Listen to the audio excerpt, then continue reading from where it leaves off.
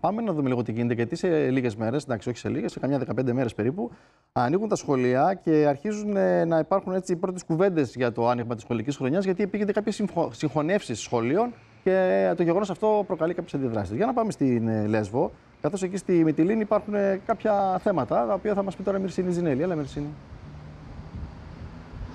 Καλό μεσημέρι, Νίκο, κυρίες και κύριοι. Να σου πω ότι είναι πανελλαδικό το θέμα. Όταν κλείνουν τα σχολεία και τις πρώτες 15-20 μέρες γίνονται και οι εγγραφές των παιδιών που θα ξεκινήσουν να φοιτούν από το Σεπτέμβρη για να μπορέσει να οργανωθεί το Υπουργείο.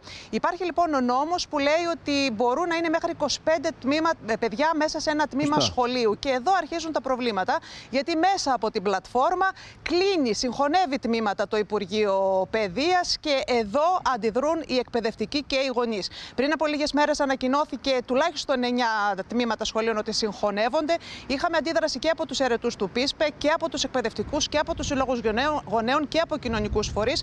Και αυτό θέλουν να αναδείξουν σήμερα οι φορείς και οι σύλλογοι μας. Θα ξεκινήσω από τον πρόεδρο του Συλλόγου Εκπαιδευτικών Πρωτοβάθμιας Εκπαίδευσης. Σε όλο το νησί. Οι αντιδράσεις είναι και στη Λίμνο υπάρχουν τμήματα που συγχωνεύονται. Ναι. Θα ξεκινήσω λοιπόν από τον πρόεδρο του Συλλόγου Εκπαιδευτικών Πρωτοβάθμιας Εκπαίδευσης, τον κύριο Δημήτρη Χατζηγιαννάκη, να μας πει από την πλευρά των εκπαιδευτικών καταρχήν, γιατί θεωρούν αντιεκπαιδευτική αυτή τη συμπεριφορά. Καλησπέρα σας, κύριε Πιτσιακίδη, σε εσάς και τους τηλεθεατές σας. Λοιπόν, το Υπουργείο συνεχίζει την αντιεκπαιδευτική πολιτική. Εν μέσω θέρους βλέπουμε ότι προκύπτουν όλα αυτά τα ζητήματα και τώρα το βασικό μας και κύριο ζήτημα είναι οι συγχωνεύσεις τμήματων με αποτέλεσμα να προκύπτουν εξαιρετικά πολυπληθή τμήματα μαθητών χωρίς να λαμβάνονται υπόψη οι μαθησιακές δυσκολίες των παιδιών αυτών. Τώρα, όπως καταλαβαίνετε, πολύ σημαντικό ζήτημα που πρέπει να θίξουμε είναι και οι ακατάλληλες αίθουσες που υπάρχουν στα σχολεία. Οι κτηριακές υποδομές γνωρίζετε πολύ καλά ότι δεν επαρκούν. Βλέπουμε να στιβάζονται παιδιά, 25 έως 28 παιδιά ανατμήμα στις τάξεις, ενώ γνωρίζουμε ότι, και το Υπουργείο το γνωρίζει, ότι ο νόμος ορίζει το 1,5 τετραγωνικό για παιδιά δημοτικού σχολείου, γυμνασίου και λυκείου, ενώ για τα νήπια είναι 2 τετραγωνικά για κάθε παιδί. Τώρα δηλαδή μπορεί να έχουμε σχολεία που είχαν 12 και 13 μαθητές και θα πάμε σε τάξεις με 25-28, αυτό θα γίνει στην ουσία? Ακριβώς. Συγχωνεύονται τα τμήματα αυτά. Υπάρχει τεράστιο πρόβλημα στην διαχείριση των τάξεων αυτών. Καταλαβαίνετε ότι όλο αυτό το πράγμα φέρνει εξαιρετικά άσχημο κλίμα στην εκπαιδευτική κοινότητα.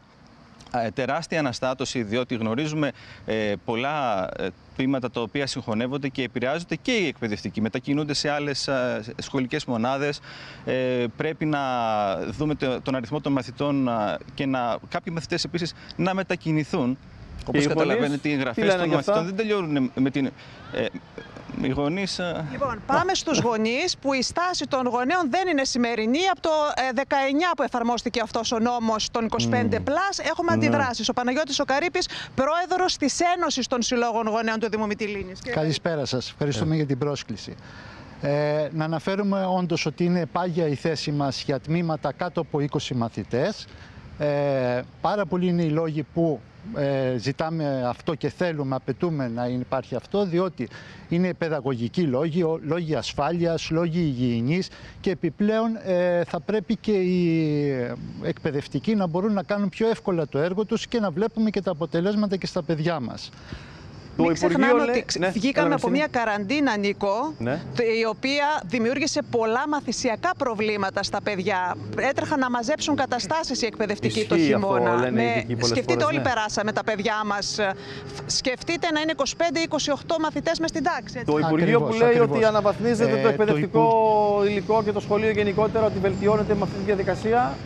Συμφωνείτε με αυτή την άποψη? Με αυτή τη διαδικασία, δηλαδή με πολυπληθέστατα τμήματα βελτιώνεται η μάθηση. Πώς θα μπορέσει ο δάσκαλος να χειριστεί προσωπικά το κάθε μαθητή? Για φανταστείτε, με πάνω από 25 μαθητές, τι πρέπει να γίνει. Κάποιος που δεν θα μπορεί μαθητής να προχωρήσει, λογικά θα πρέπει να τον αφήνουν για να μπορέσουν να κοιτάξουν τους υπόλοιπους μαθητές. Είναι αυτά τα ζητήματα τα οποία μας βρίσκουν αντίθετους.